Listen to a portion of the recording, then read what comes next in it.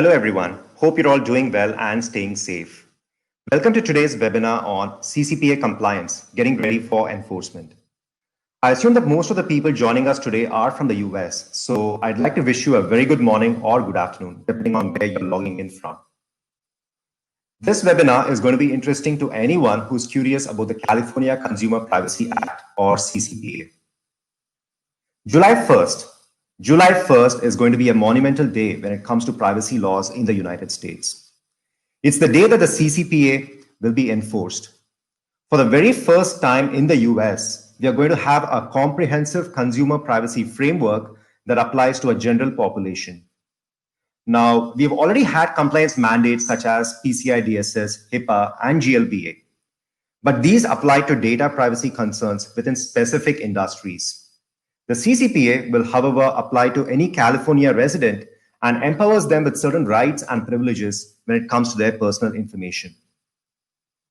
The CCPA is going to set the benchmark in ensuring the privacy of residents for any future state or federal law. This particular law, the CCPA, actually came into effect on January 1st of this year.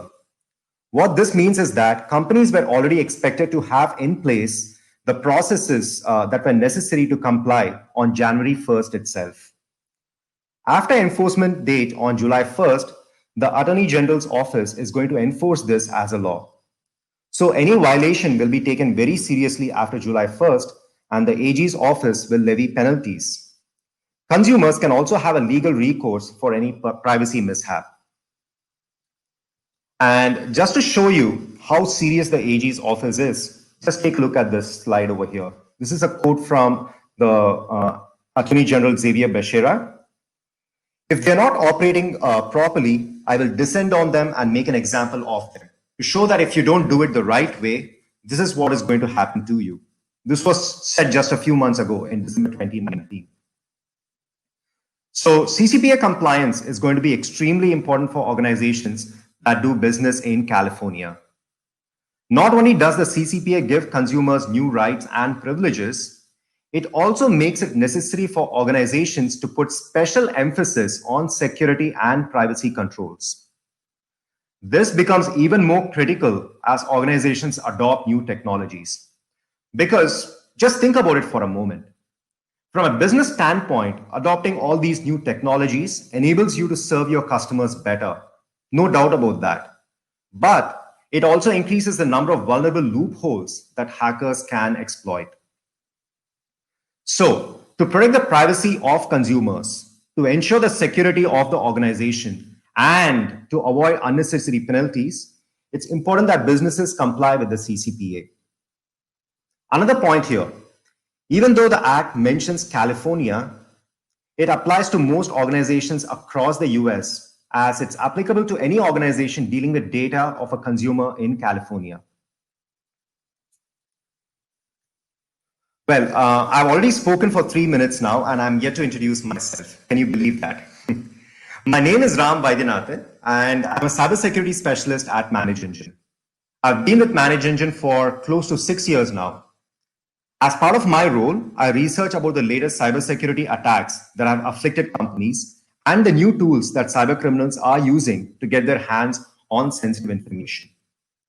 I'm especially interested in the new privacy laws that are coming into effect around the world. By the way, just a small disclaimer, I'm not a legal expert on the CCPA.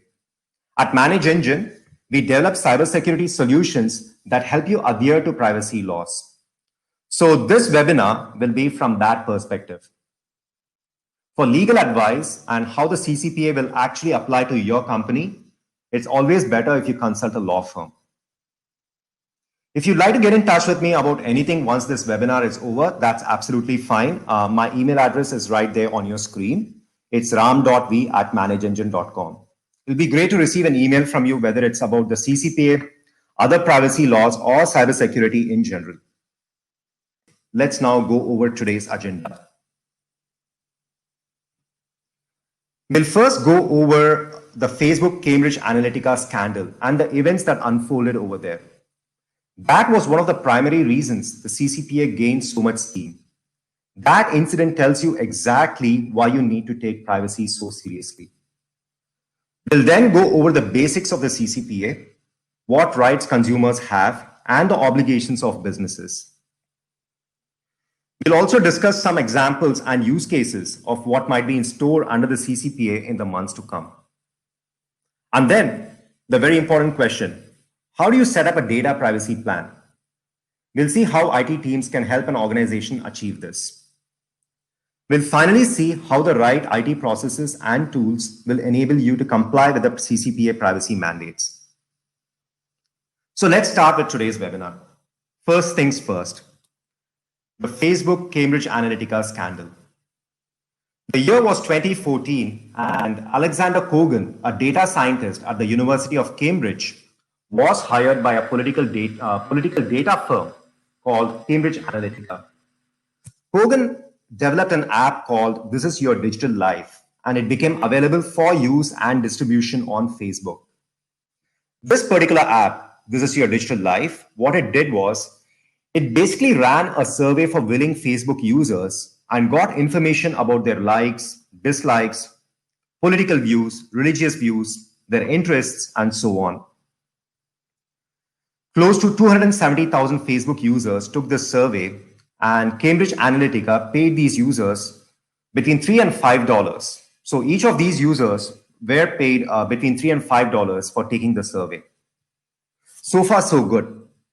But where the problem starts is that in the fine print of the privacy policy of the app, it said that the users authorized the application to collect information about their contacts. So Cambridge Analytica could not only collect data about these 270,000 willing survey takers, but also got data from all of these people's friends. There was a loophole in the way Facebook shared information with third parties, and Cambridge Analytica took advantage of it. Within a short period of time, close to 50 million Facebook users' private information was harvested by the firm. Using all of this information, these people were then targeted with specific advertisements. It's been alleged that this was done to good effect in the 2016 presidential elections in the US. This scandal, this Facebook Cambridge Analytica scandal, made a lot of people take notice. People started talking about privacy issues, and privacy became the talk of the town. Now, just as this scandal was heating up, Alistair McTaggart, a 51-year-old real estate developer in San Francisco, was busy getting signatures and raising funds in support of his ballot initiative. So he was going to have a new ballot initiative, and he was trying to get signatures for this. This scandal helped him get a lot of signatures at quick pace. Data privacy, as I told you, had become the talk of the town. And as soon as he said those words, data and privacy, people were ready to give support. This ballot went on to become a mandate called the CCPA. So yes, privacy is a huge issue. If you were not convinced earlier, I hope you're convinced now. If our personal data gets into the wrong hands, there's absolutely no telling what could happen. So mandates like the CCPA are probably very good for consumers.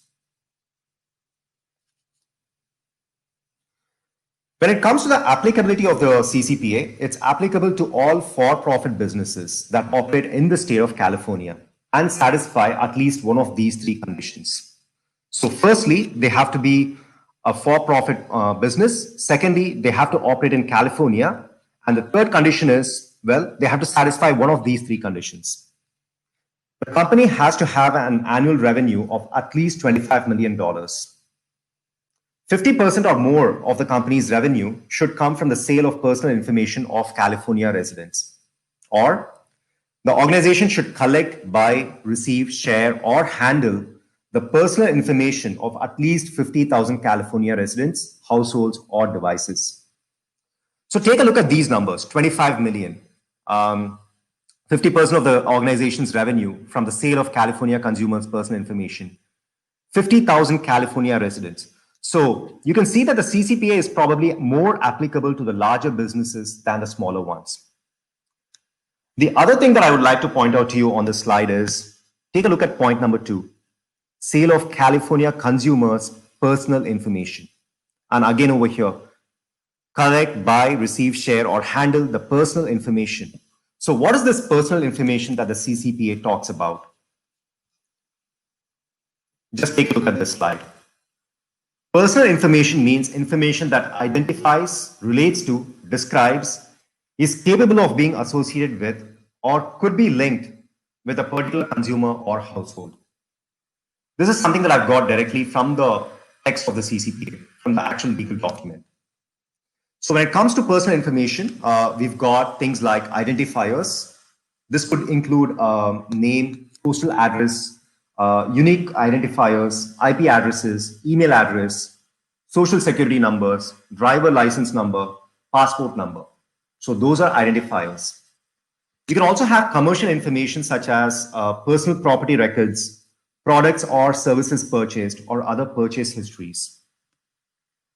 Biometric information such as fingerprint, palm print, face recognition, vein patterns, and DNA. Even the gait of a person or the way a person walks is covered under biometric information. And that is considered personal information under the CCPA. Internet activity information such as browsing history, search history, online advertisement, interaction history, and geolocation. Audio, electronic, visual, thermal, olfactory information. The olfactory information here relates to information concerned with smell. Then professional and education related information that's not already publicly available. That comes under personal information under the CCPA. And finally, any inference drawn from any of the above. So all these 7 points, you can always put all of this information together. And there's always the case that a particular set of information all by itself does not really make much sense. But if you put them all together, inferences can be drawn. So any inference drawn from any of the above information to create a profile about a consumer. So, and this can reflect their personal preferences, characteristics, their behavior, attitudes, their aptitudes, their abilities. All of that is considered personal information under the CCPA. Let's now go over the new consumer rights under the CCPA. The first right is the right to know. At the time of data collection, organizations should tell consumers exactly what categories of personal data will be collected, who this data will be shared with, and who it will be sold to. The exact commercial and business purpose of data collection must also be made very clear to the consumer at the point of data collection. Apart from this, apart from letting consumers know what will happen to their data in the future, the organization should also be transparent about what it did with the data it collected in the preceding 12 months. So that's right to know. Right to access. Consumers will now have the right to access their own personal information. The organization which collected their data must provide this access after verifying the identity of the consumer. For example, the business can enable a consumer to access the information through a password. The information should be in a portable format so that if the consumer wants, he or she can easily share this information. An organization should have at least 2 processes in place to receive these requests to access. This can be an email, a toll-free number, or an inquiry form. Once the request comes in, the organization is expected to confirm the request within 10 days. And then they have to respond to the consumer after verifying their identity within 45 days. Now, they can extend this time to respond by a further 45 days. So they can take up to 90 days to respond, only if they inform the consumer about it and ask for this extension. At the end, the organization must either give the information the consumer seeks or deny the request. In case they deny the request, they have to give the exact reason for the denial. The third right is the right to delete. The consumer will now have the right to request the organization to delete whatever information it has on them. After verifying the identity of the consumer, the organization should respond to them. The way this works is, it's very similar to the way the process for the right to access information works. Within 45 days, the organization has to respond to the consumer saying one of 2 things. Yes, we have deleted all your personal information, or no, We are unable to delete your personal information. Now, there can be cases where the request to delete personal information can be denied, but the reason should be clearly given. And there can also be cases where the organization can only delete a part of the personal information. So in the response to the consumer, the organization should clearly state what personal information was deleted and what was not deleted. For the part that was not deleted, why was it not deleted? That should be made very clear to the consumer. The right to opt out. This right is for adults who are at least 16 years of age. So as far as the CCPA goes, 16 is the age of adulthood. So these people, they need to have an option to opt out if an organization wants to sell their information. So going forward, organizations need to have a prominent do not sell my information link on the page where information is collected. And by making use of this option, consumers can opt out of any sale of their personal information. The right to opt in. This right is for kids. If a consumer is below 13 years of age, they need to have a parent or a guardian explicitly opt in for the sale of the consumer's personal information.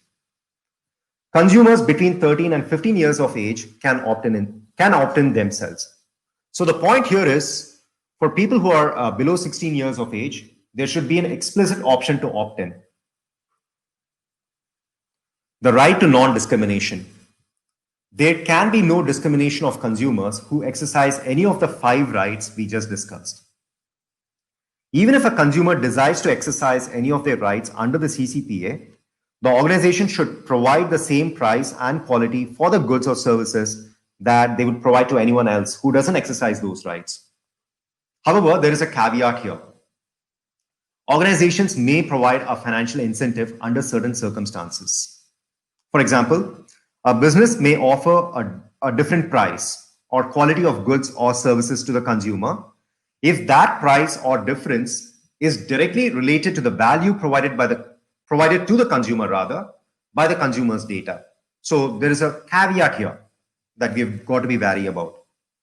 And finally, consumers now have the right to legal recourse in case of a breach. This stems from clause 1798.150 of the CCPA. Any consumer whose personal information is subject to an unauthorized access and infiltration, theft or disclosure because the business has failed to maintain reasonable security procedures and practices may institute a civil action. So I'm just reading it verbatim over here. And this is exactly what's there in the CCPA legal document. It's clause 1798.150. The damages claimed in case of a data breach can be anywhere between $100 and $750 per consumer per incident, or actual damages, whichever is greater. In assessing the amount of statutory damages, the court will consider things like the seriousness of the misconduct, the number of violations by the organization, the persistence of the misconduct, the length of time, the willfulness of the organization's misconduct, and also the defendant's assets, liabilities, and net worth. So there is a lot of variables here that the court will look at before awarding any sort of statutory damages to the plaintiff. In case a consumer sues a company, the judge is going to look at a lot of different criteria before making the judgment. Let's now look at 2 use cases under the CCPA and what options consumers have and what obligations businesses have. Now, both of these use cases are going to be completely fictional, but it's going to give you a glimpse of what we have in store for us in the months to come under the CCPA. Use case 1, the right to delete. So imagine this situation with me. Janet Elder is a longtime customer at Logie Bank. Logie Bank operates several branches in California and has more than 5 million customers. Janet takes a new job in Ann Arbor, Michigan, and needs to move there. She wants Logie Bank to delete all the data and information it has about her and exercises her new right to delete under the CCPA. So she puts in a request through an online form at the Logie Bank website. What does Logie Bank do? Logie Bank acknowledges Janet's request by responding to her through an email within the first 10 days. The company then informs her that she will receive information about her request within 45 days. Logie Bank then uses its very effective data discovery solution to track all of Janet's personally identifiable information in file servers, failover clusters, and OneDrive environments. Logie Bank discovers data by searching for specific keywords, regular expressions, or combinations of the two. The bank scans sensitive content from more than 50 file types, including email, text, compressed files, and more. The bank finds that Janet's personal information stored includes her social security number, driver's license number, passport number, and so much more. Logie Bank responds to Janet with the required information along with the confirmation of deletion of all data by the 45th day. In addition to this, Logie also instructs third parties with whom it shared Janet's data to delete the personal information. Use case number 2, a data breach takes place. So listen to this use case. Summerfield University is a higher education institution in California with a long history. There are 25,000 undergraduate and graduate students enrolled in programs, including engineering and commerce. Chanel Jumper is a fourth-year commerce student. So this is Chanel here. Unfortunately, a data breach has taken place at Summerfield. The personally identifiable information of several students was not only exposed, but also stolen. Chanel feels very protective of her personal data and decides to sue Summerfield for the maximum allowed amount of $750. Following her cue, 99 other students also decide to sue the university. Summerfield now finds itself battling a case worth $150,000. So that's just 750 times 100. In case most students decide to join in, you can see how big a lawsuit Summerfield will have on their hands. In court, Summerfield University is able to prove that it had several security controls in place, including file server auditing, file integrity monitoring, email security, and data leak prevention. Summerfield also employed a real-time Active Directory auditing solution and a SIM solution. The court finds that Summerfield took adequate measures to protect the PI or the personal information of its students. Therefore, the judge decides to award $200 per consumer record breach, or $20,000 in total. Since the violation was unintentional, the AG's office also levies a fine of $2,500 to Summerfield. Without adequate security measures, Summerfield would have been levied a fine of $7,500 in addition to all the amount that it would have owed to the students because of the lawsuit. So this fictional use case of a data breach at Summerfield universities shows why it's extremely important for organizations to have security measures in place and also show evidence that they have strong measures to defend against data breaches. Great. Now let's go over some of the components of a good data security plan. Companies can mitigate the risk of data breaches by taking some concrete steps to develop a data security plan. Here are just 6 measures you can take to implement a comprehensive data policy. The first, establish an environment of least privilege. You need to ensure that only employees who are required to access an asset or resource to get their job done are given that particular access. You need to set up the right access controls and monitor continuously to minimize any exposure of your company's sensitive data. Having policies in place for just-in-time, that is JIT, and just enough access, GIA, are critical to doing this effectively. The second is employee training. Keep training your employees about data security best practices. Repetition is often required before something really sinks in. You may want to conduct these trainings at least once every 6 months so that your employees stay updated about breaches in the industry at regular intervals. Also, reinforce the importance of creating and using strong passwords, recognizing phishing attempts, and taking proper safety measures on mobile devices. You may also wish to conduct phishing tests by sending fake phishing emails to your employees and monitoring who clicks on them. You can then customize training for these employees who do click on these fake phishing emails. The third point here, know where your sensitive data resides.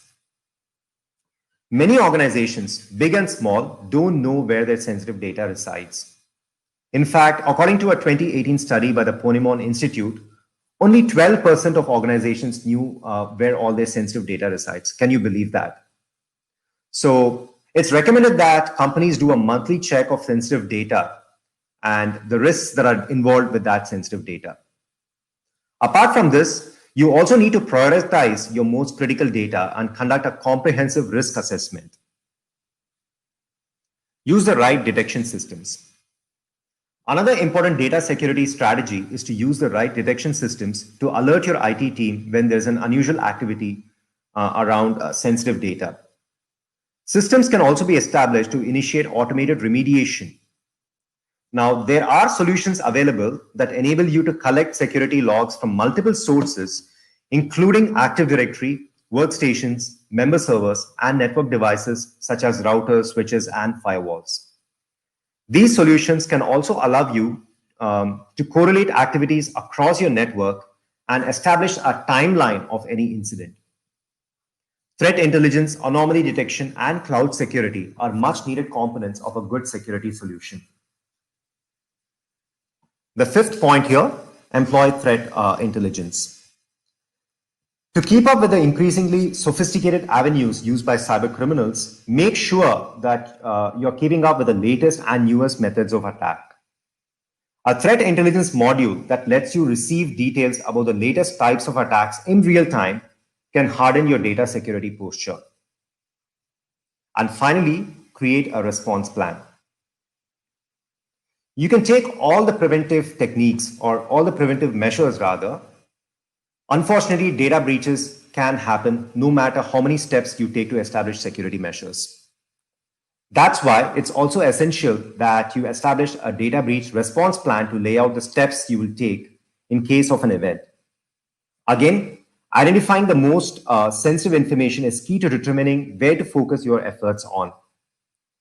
It's also important to include a communication plan as to how you will alert staff and customers of any threats involving their personal information.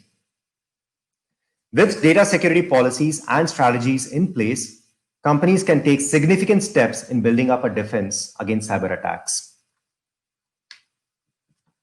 Let's now spend some time looking at Log 360 and how we can practically achieve some of the things we discussed about CCPA compliance. Again, it's going to be difficult for me to go over everything that a solution like Log 360 can do for you, but I'll try and make it interesting and cover the main things. So let's quickly jump into the console of Log 360 right now. So this is the console of Log 360.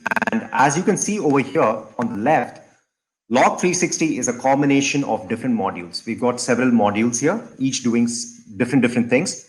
But the main thing here is Log 360 brings all of this together in one single console. So you can have a complete view of your entire network, and you'll be alerted about any security incident through this one console. Now, one of the most important things that you need to do is harden the security of your Active Directory, because think about it, more than 90% of organizations around the world use Active Directory. So using the AD Manager Plus module of Log 360, you can do just this. So let me go into the AD Manager Plus module of Log 360. And here's the dashboard. Once you're here into the AD Manager Plus console, you can go into reports. And here you have users in groups. Now, the benefit of using this is that you get to see what users have access to what groups by running some powerful reports. And these reports will give you all the information about nested group memberships as well. So all that you need to do is you need to choose the right domain, and you can choose all the groups that you want to choose. So you can do that as well. And once that is done, and you hit generate, this report is going to give you all the information about all the users who are part of different groups in your domain. And then in case you find that a particular group user has access to a group that he or she should not have access to, you can revoke that particular access as well. So you can take that kind of an action right here from this console. Another thing that you can do with this module, with the AD Manager Plus module, is manage permissions. So let me just take a moment to show you what I mean. Again, go into reports, and here you have NTFS reports. Go into folders accessible by accounts. And here on this page, you can choose any account in your Active Directory.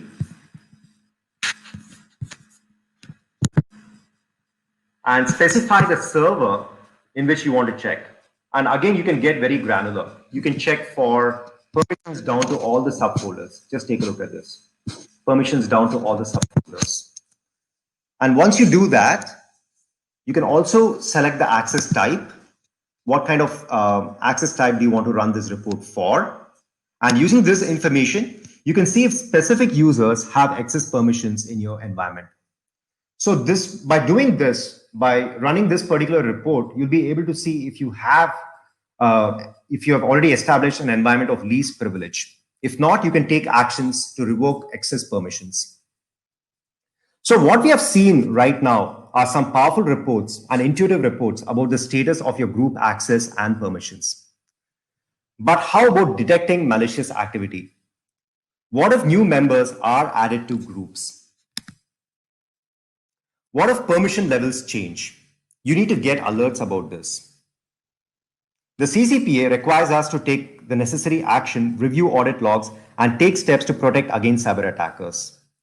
One way cyber attackers compromise data is they lurk around in the network and gradually increase their privileges. For auditing all the changes that happen in your Active Directory, you can put the AD Audit Plus module of Log 360 to good use. So let's see how you can look for a privilege escalation by being added to a very sensitive group.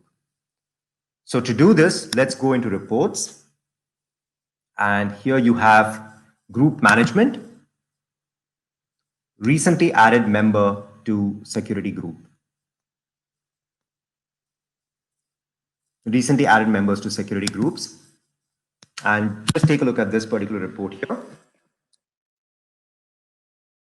So here you can see all the users who have been added to a security group during a period of your choice. So just take a look at this. So who was added? When were they added? Where were they added? At what time were they added? So all of this information is given to you. And you can run this report for a period of your choice. So all of this is customizable and it's completely up to you. Not just this, you can also set up an alert. So you don't want to be waiting to look at the report. You want to be alerted about any kind of mishap in real time. So for doing that, you can always set an alert in AD Plus and be alerted as and when an incident takes place. So in this way, by setting up an alert, you're taking some specific action to ward off attackers and also complying with the CCPA. And you can prove in court in case of a data breach that you have all the necessary systems in place. The other thing that you can do with AD Audit Plus is you can audit permissions. So let me just show you how you can do that. So here under reports, you have permission changes. So let's just take a look at this particular report here, domain level permission changes. Just take a look at this. So here in this report, you can see any user whose permission levels have changed in the period of your choice. You also get to see things like whose permission was changed, who changed the permission, when was the permission changed, and what exactly was changed. These are very important questions for a root cause analysis. And also take a look at these two columns. You also get to see what the old level of permission was and what the new level of permission is. Again, you can set up an alert and get notified in real time about this. So in case a permission level changes, you can configure AD Audit Plus to get an alert in real time, and you can take remedial action right then and there. Let's now jump into Event Log Analyzer module of Log 360. With this particular module of Log 360, you get to audit all of your network devices, including routers, switches, and firewalls. You can also audit your databases and custom applications. So if you store sensitive information in databases and that is being accessed in an unauthorized fashion by someone, you can get alerted about it. You can do correlation across multiple actions performed by your users as well. You also have a threat intelligence feature in Event Log Analyzer that lets you know if you're under attack from any known threats. But what I'd like to show you is you can do a forensic analysis using this solution. So let me quickly show you how that works. Just go into search, and here just take a look. I'm not filling in anything over here. I'm just hitting search once again. And this is going to give me all the logs that are there from disparate log sources in my test environment. So as you can see, I've got close to 80,000 logs available to me right now. The neat thing here is I can do a click-based elastic search. So let's imagine that I'm only interested in the logs that are being generated by the MS SQL server. So here the source is MS SQL server. All I need to do is click on that, and I can drill down on all the logs that have to do with the MS SQL server. Let's say that I want to drill down even further, and I want to drill down by username. When the username is SQL admin 1, I can just click on that and I can drill down even more further.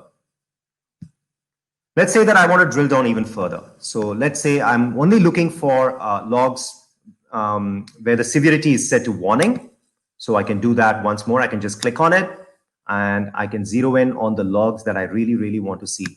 So with a few short clicks, I've come down to about 3,600 logs. So you can keep drilling down into a problem and finally hit the root cause by using this search-based feature in Log 360. There's also something called User and Entity Behavior Analytics of UEBA that you can do with Log 360. So let's go into the UEBA module of Log 360. So this particular module, this helps you detect threats proactively by using machine learning algorithms. So what this helps you do is establish a baseline of expected behavior for every user and system in your network. You need to allow the solution to learn what's normal and what's not normal. And this might take the system about 2 weeks. But once this so-called training period is over, so the system takes about 2 weeks to learn. And once this training period is over, you can look for anomalies in things such as count, time, and pattern. For example, a user usually logs on between 8 a.m. and 4 p.m. every day. On one fine day, they log on late at night at 10 p.m. You need to detect this time anomaly and raise the user's risk score. From a CCPA standpoint, you're making sure that it's not your sensitive data is not falling into the wrong hands. So this is an anomalous login, and you're being alerted about it. Another example. A user has never accessed a server that houses sensitive information ever before. But on one fine day, they do exactly that. So that's going to be a pattern anomaly. And again, you'll be able to raise the person's risk score. In case they access the sensitive server from a remote location, and that's something that they've never done before, you'd want to raise the risk score even higher. So again, the UEBA module is going to help you from a CCPA compliance standpoint. An example of a count anomaly. Imagine an intern who has access to certain data, but only within the organization. The intern is expected to do all the work within the premises of the building. But what if he were to print 100 pages of sensitive data when his average on a typical day is only 5 pages? That's a count anomaly, and you'd need to raise the intern's risk score. On top of all of this, you'd also need to clearly see what sequence of actions gave each user or entity their particular risk score. So just take a look at this. You'll be able to drill down into the timeline of incidents that gave the person the risk score. So here's the timeline here, for example. It'll tell you exactly the sequence of events that occurred. And you'll also want to see the risk emanating from an insider threat, data exfiltration, and an account compromise. So UUBA can do all of this for you. With the Data Security Plus module of Log 360, I'd mainly like to highlight that you can discover data in your different files and folders. So let's quickly see what I mean. So let's navigate to risk analysis. And here, if you go into configuration, you notice that you have discovery, policy configuration, and rules. Using this, you can configure rules for discovery. The solution uses the format of regular expressions to look for specific data in your file servers and folders. Let's take a very simple example. See this, credit card, Visa card. So let's just go into that. So here, the solution will search for data that follows this specified format, this format over here. And it will let you know where it exists. You can also create your own rules with expressions as well. So you can just add a rule on your own also and configure your own rule. So if your organization deals with data that follows specific formats, you can easily discover it by running a scan across your files and folders. And by using this particular feature, you can get back to any individual who decides to exercise their new right under the CCPA. Their right to, they can request to see their information, right? So if in case they exercise their right to request information, you can use Data Security Plus module of Log 360 and get back to them. The other thing that organizations can do is protect against ransomware by configuring alerts using Data Security Plus. So to do this, all you need to do is go into File Audit. So let's quickly do that. And go into Alerts.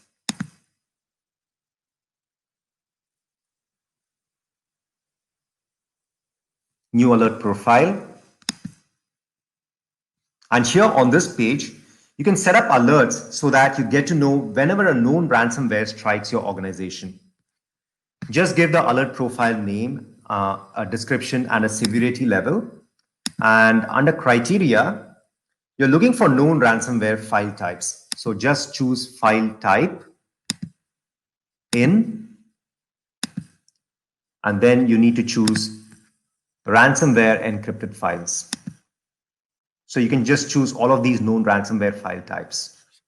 And once you do that, you can just hit save, and you can immediately start monitoring for ransomware in your organization. So let me quickly go back into the presentation now. That's what I wanted to show as far as the demo of Log 360 goes. But what next? What do we have in store next for the CCPA? In fact, the better question to ask is what next after the CCPA? Believe it or not, there's a new act called the California Privacy Rights Act, or the CPRA, that's being talked about already. Many people refer to the CPRA as an extended version of the CCPA or CCPA 2.0. It gives consumer even more rights and requires organizations to have very strict cybersecurity controls in place. If it passes through, the CPRA, could be in effect within the next 3 years. That brings me to the end of this webinar. But I'll still be around for the next 10 minutes. So if you have any questions, please feel free to use the questions feature on your webinar panel and keep sending us your questions. We'll be answering those questions for you. In case you have further questions once this webinar gets over, that's absolutely fine. My email address is right there on your screen. You can email me at any time. Yeah, so I've just got a question here. How can we know if the files are being transferred out of the IT environment or if an unauthorized access has happened? So yes, definitely Log 360 can help you with this particular challenge. You need something called a file server auditing solution for this. And if you go into AD Audit Plus, this particular capability is part of AD Audit Plus. So in AD Audit Plus, you've got File Audit, and you've got several reports here under File Audit Reports. Files created, modified, deleted, moved, renamed, copy and pasted. There's also this very, very interesting report here, Failed attempt to read file. So let's say that you've got a lot of users who are not authorized to read certain files, but they try to read those certain files. So let's say that you've got a very, very sensitive design file, or it's got some trademark information, and you've got that particular file in a very, very sensitive folder. And let's imagine that a user is trying to access that particular file. They fail, obviously, because they don't have the requisite permissions to do so, but they tried nonetheless, and you can get alerted about this as well. So file audit can actually help you with that particular challenge. Yes, I've got one more question, and this question is more about the CCPA. I'll just read the question.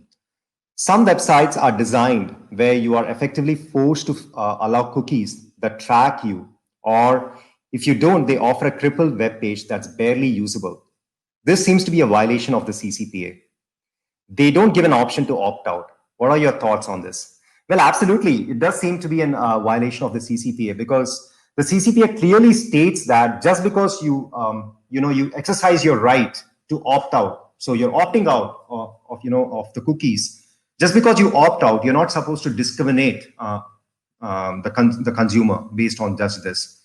So going forward, the company should have it very, very clear. It should be clearly laid out on the web page. The option to opt out should be clearly there.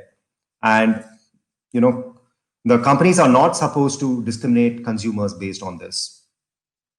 Like I told you during the webinar itself, there is a small caveat here.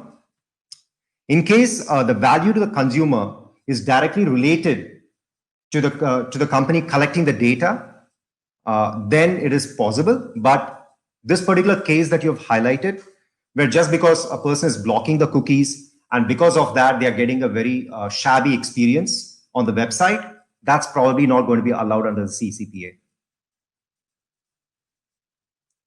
Thank you so much for those questions. All right, everyone. Thank you so much for being a part of this webinar. It's been a pleasure presenting to you. Privacy is something that I'm very, very passionate about, and I'm also learning quite a lot about the CCPA. The CCPA is going to be really apparent to us only when it gets enforced. So we're all going to be figuring things out in the next few months. Thank you once again for being a part of this webinar. My email address is right there on your screen. Please do send me an email if you'd like to get in touch with me about anything cybersecurity related. And until next time, take care. Thank you so much.